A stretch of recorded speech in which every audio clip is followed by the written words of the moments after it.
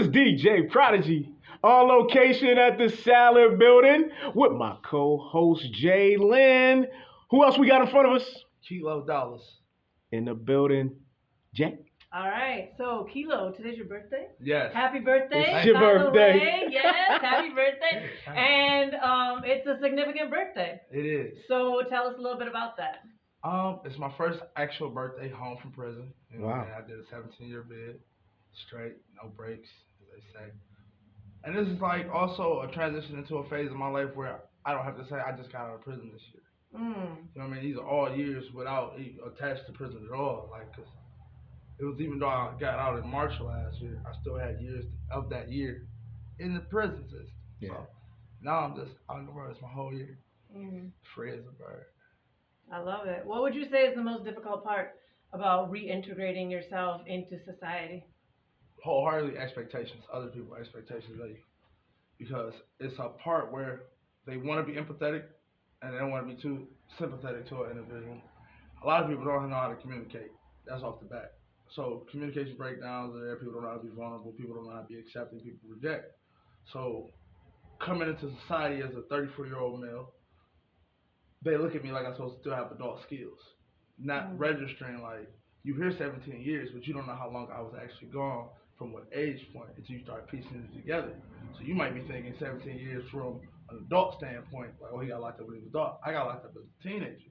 Right. You know what I mean? So that hindered my growth from life experience and the things that you would gather from that. So people be expecting me to know what to do, how to do it, and it plays off in all walks of my relationships. And they don't mean anything wrong about it, but that's the biggest weight.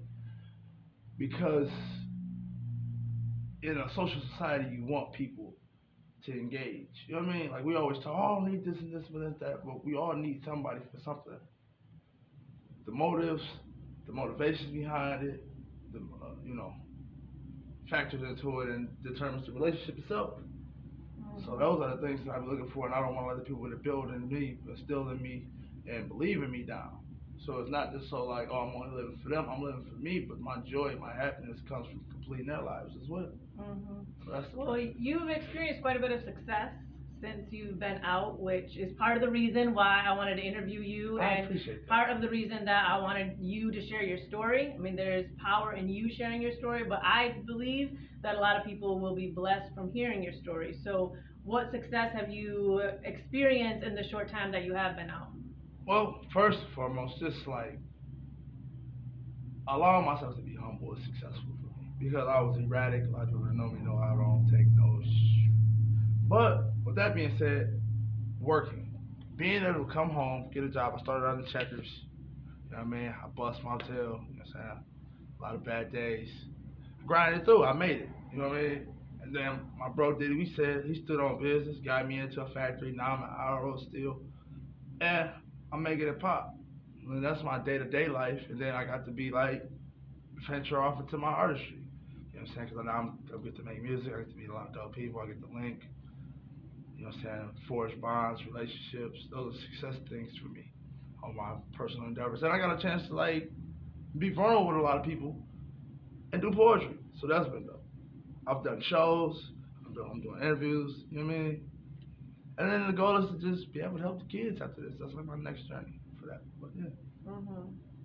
What would you tell the 15-year-old version of you? You know, I struggle with that because it's like, do you tell him to make different choices? Do you tell him to listen to your parents? Do you tell him to stay out of crime? And I don't think I would. I think honestly it's just like, yo, be prepared for what you're gonna do. Understand that you're gonna go through a lot of different things. It's gonna test your mind, your body, your soul. It's gonna ruin relationships. It's gonna grow relationships, and at the end of it, you're gonna make it out because you're gonna be okay because you're blessed and highly favored. Because I can't live with the regret of something I can't change. You know what I mean? I live with regret when I buy something in the store because I can take it back. You know what I mean?